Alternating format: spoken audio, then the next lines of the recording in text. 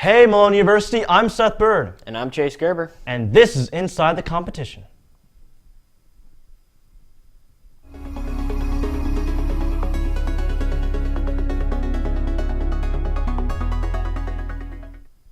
Hey, welcome back. We got some great topics for you today. Yep, let's take a look at those topics, Seth. And we're going to begin today. We will get into some of Malone Swimming and their great performances this year so far. We'll move to Malone Basketball and their quest to reach the GLIAC tournament.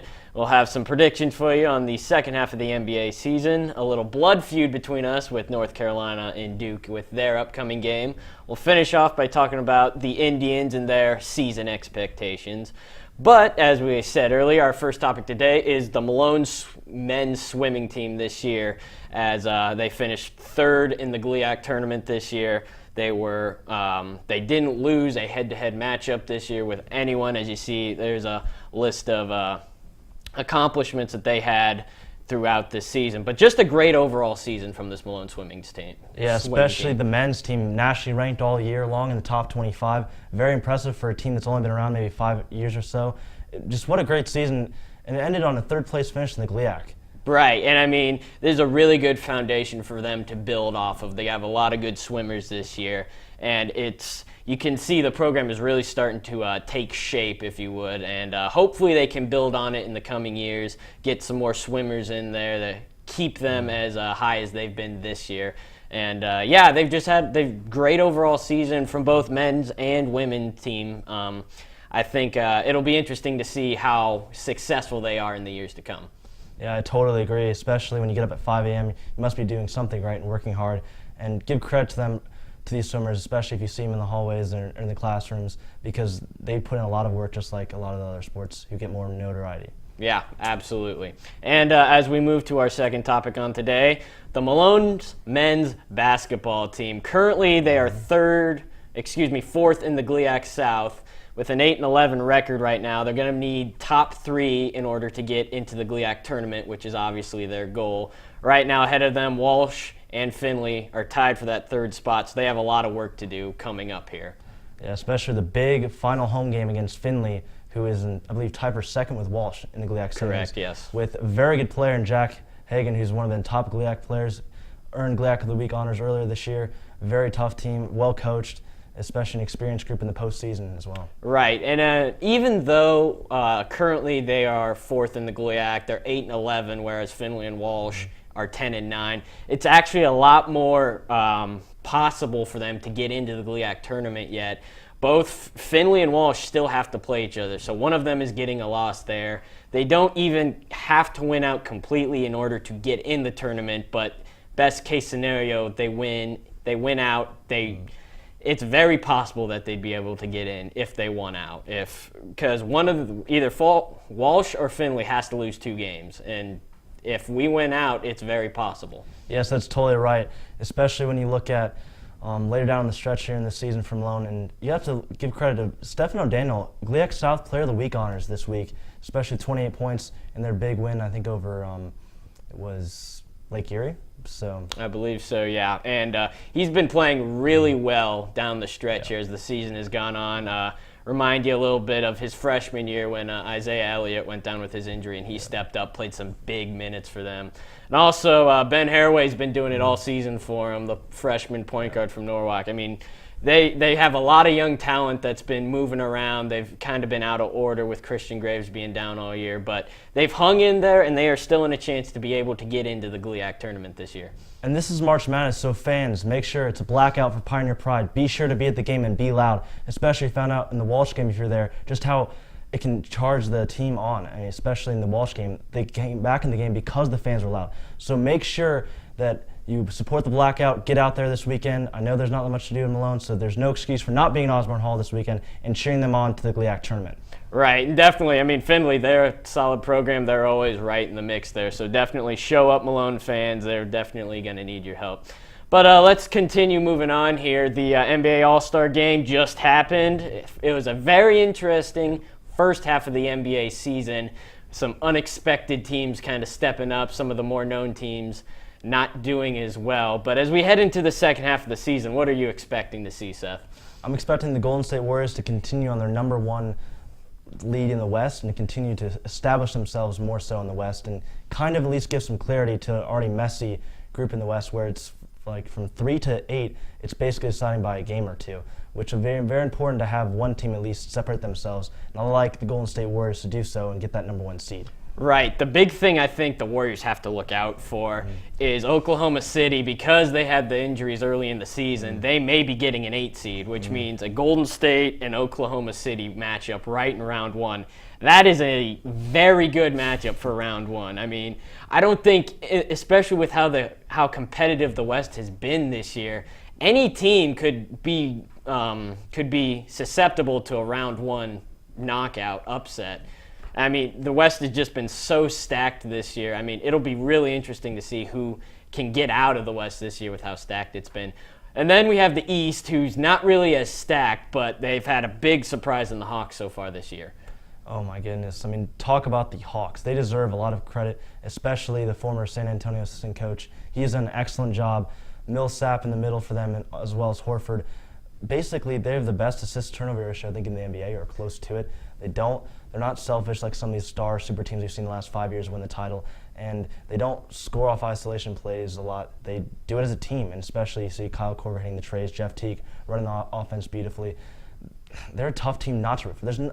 They're a team that's like you just want to root for them. You want them to do well. Right, and I think definitely that's definitely the Coach of the Year candidate right now. You look at that Hawks roster, no one was expecting this as they came into the league this year. And, they've just been solid all the way around. They haven't dropped any, so-so games here and there. They're winning all the close ones, a lot like the Spurs do in how they play and team ball more without a superstar or whatnot.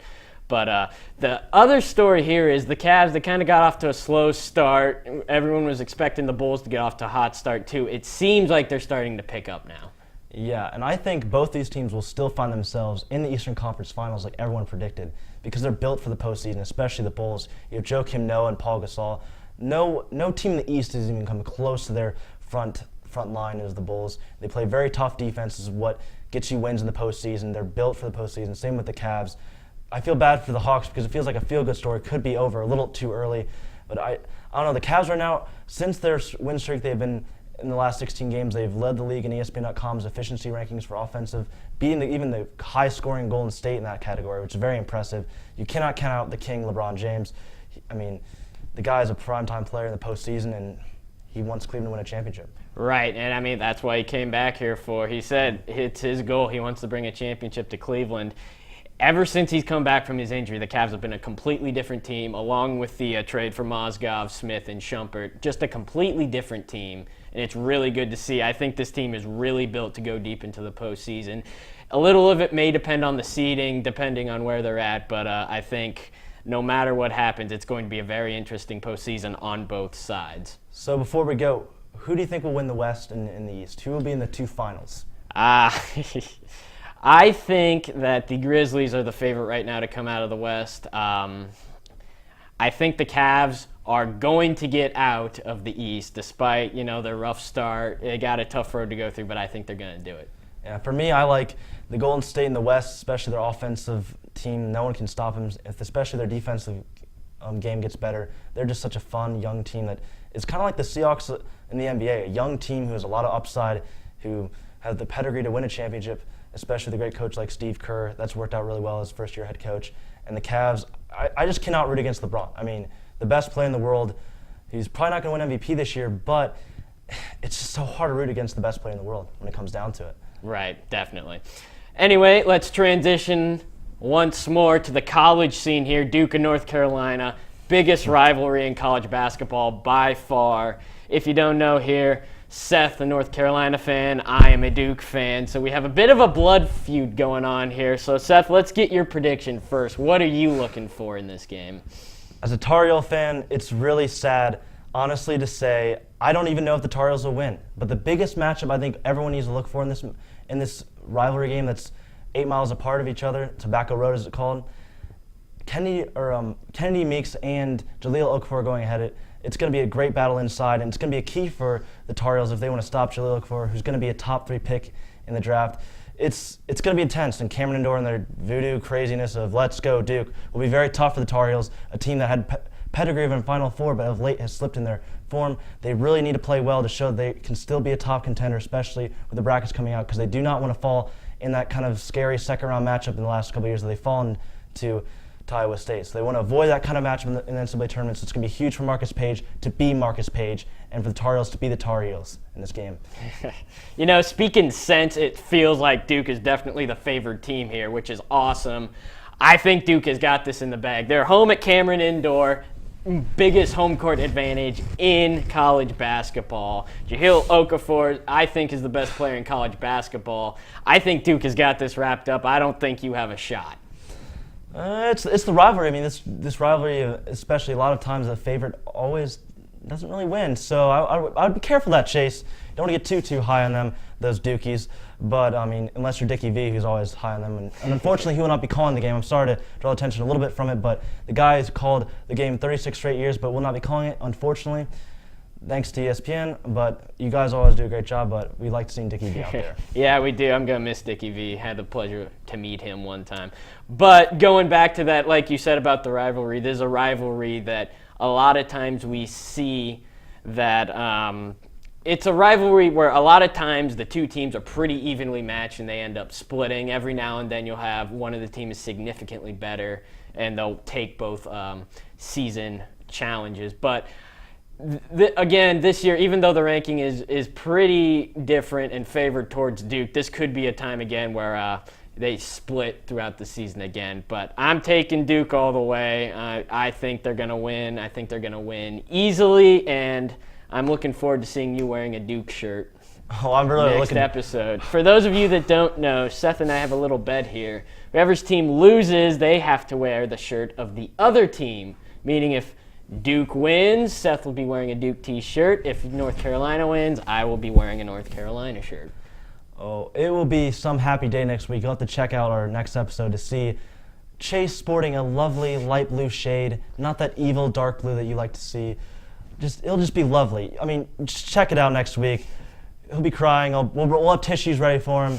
It's just going to be great when the Tar Heels once again spoil Duke's home court advantage, and Coach K can't get 1,000, probably win number 4 or 5. I don't know what it is. Yeah, whatever. Well, anyways, transitioning from college basketball to the baseball scene, the Cleveland Indians preseason ranked number 4 in the American League. This is a big deal. It seems Cleveland hasn't had this high of a ranking since maybe 2008, I think. But, yeah, this is a big deal. They're ranked number 4. They're picked to make the playoffs this year. Yeah, they got a couple good offseason moves with Brandon Moss. He's been the biggest hot move from Oakland, especially if he's healthy. It seems like a broken record now with the Indians, especially from last year. Healthy is the key word for the Indians, this team this year, especially Corey Kluber being that great pitcher he was a year ago, leading, I think, the American League in strikeouts and winning that Cy Young Award. That's going to be really huge. Health is the big asterisk. Underline it. Circle it. Whatever you have to do, that's the biggest thing to watch for the Indians. If they're healthy, they can definitely challenge the Tigers for that AL Central and get back to the postseason. Right, and I think Indians fans just need to be a little cautious here. This is a really good sign. They're ranked number 4. They're picked to make the playoffs. But we just need to calm down a little bit. It's an encouraging sign, but it's a long baseball season. 162 games is a long time. A lot of times we'll see some of the stronger teams in the beginning of the season aren't even close to the postseason by the end. So calm down. We could have some major injuries, whatever. But as it looks at the beginning, the Indians are looking really, really strong here, and I'm really hoping to see them back in the postseason.